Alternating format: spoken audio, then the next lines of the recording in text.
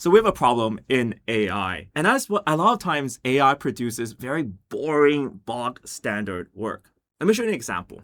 This is a website I made with AI, and it's about taking dogs out, so dog-friendly restaurants in Hong Kong. And it just chooses the safest approach. The whole design of the website is very much like a directory. The theming, okay, I asked it to make a friendly theme. It still looks all right, but at the same time, it looks like a bog standard site that AI normally produces. Today, we're going to talk about the ADHD skill. I know this sounds weird, but this skill is really powerful because I use a skill and a single prompt and change the site from this to this. This is now much more poppy, it's much more engaging, and it focuses on kind of like the stuff that really matters. And it just sends a layout that's not very standard, and it really allows you to produce work that stands out from the crowd. We're going to take a few examples for websites. I use this on websites explicitly, but this is not just for websites. It can be done to improve the creativity and kind of like the difference and the eye-catchiness of AI. So you can use that for your essays, for your work, anything that requires creative work. This is a very, very powerful skill. The skill itself is very easy. It's the ADHD skill, and we added it onto the Learn Super Bash website. But we'll talk about why this works and why, I guess at the start, why AI produces bad work. So let's get started in this video. So first and foremost, why does AI produce really bog standard boring work? Well, that's because it's trained to do so. AI is trained on basically a lot of human-made material, and it just ranks what's the most popular or most common answer that it gives, and it thinks that's the correct answer. But of course, it's the most boring answer that's possible, and it leaves very little room for creativity, which kind of makes AI produce work a little bit, I think, like, I would say medical. It's like clinical. It's like it just makes it's right, but it's just not, perfect yet. What ADHD skill does is it actually causes this divergence. It actually, instead of letting AI pick the three most common answers that it's trying to produce, it goes further. It creates this divergence, very much like a human ADHD brain, where it's like kind of constantly looking for new opportunities. This exactly does the same thing, but for AI. It actually sends parallel agents and explores ideas that are maybe ranked 9, ranked 10. But a lot of times, these ranked 9, ranked 10 ideas are the most creative, most eye-catching, and most different. And what this skill actually does is not only does it create this convergence, divergence in thinking, but it also ranks these, and then it gives you a much stronger result.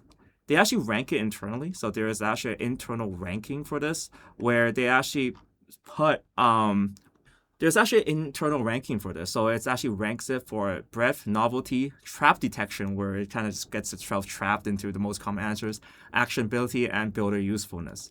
So by using this skill, you drastically improve how strong it is. Obviously, if you just want to install it, you can just click a quick button like install the ADHD skill. I'll put the link down below. But the end result is that it will try to produce something much better. I'll give you a few examples because I feel like these examples are quite revealing of what the skill does. I ran these with codex so high, and I generally find that the results are better if you're using a smarter model, because that way it can really think about what it's producing and just really go down that path. So one of the first examples, obviously Dogdog.com. It made the website a lot more catchy. It prioritizes certain aspects. Like say, for example, we have a map, and then I really focused on nearby maps and really built something that's very different from the initial kind of blog approach. The second one that I did was AirDroplet. So this one's very interesting. So this is kind of like a tier list for different airdrops that we have, and this is a site that's been on for some time. Initially, I kind of copied the Metacritic feel, and yet again, it became too much like Metacritic.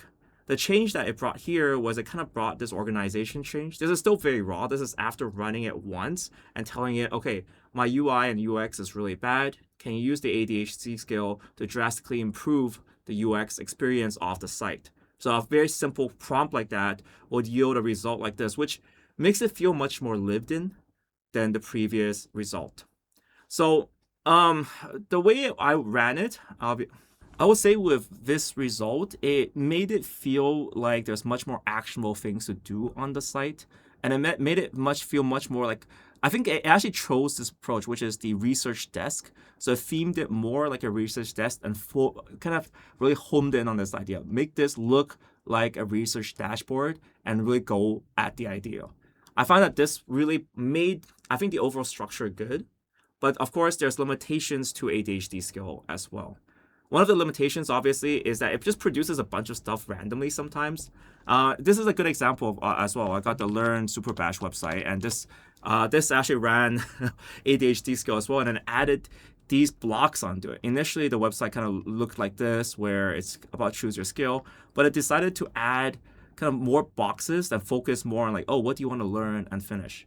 I think this approach is interesting, but at the same time, I feel like it wasn't really ready for that yet. And this is where I feel like one of the limitations of the ADHD skill is creativity does not always mean good results. You might have to run it a few times and guide it to get to the results that you want. Like, for example, practice useful constraint. I have no idea why I chose to do this in scenario to do this and protect customer data.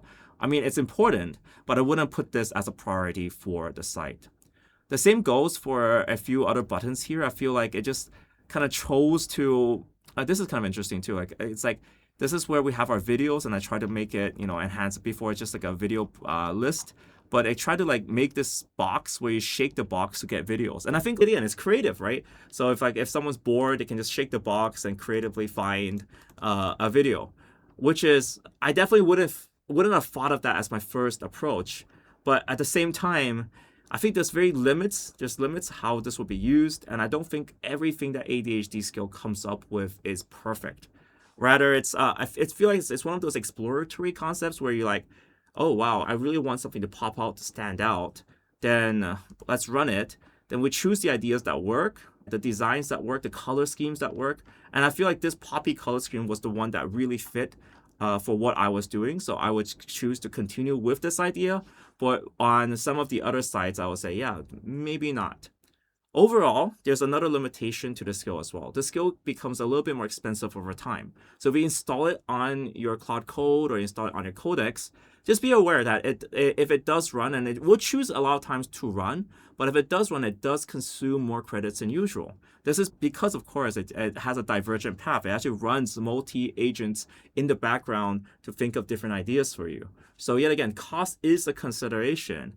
But that being said, I do feel like if you need the extra oomph, this is well worth the price. Because at the end of the day, I feel like what's coming out of AI production is the same old website. If you want to make a site for dogs, it's going to look, all the websites are going to look the same. If you want to write an AI blog website, a lot of it is going to look the same. So standing out in this space is really important.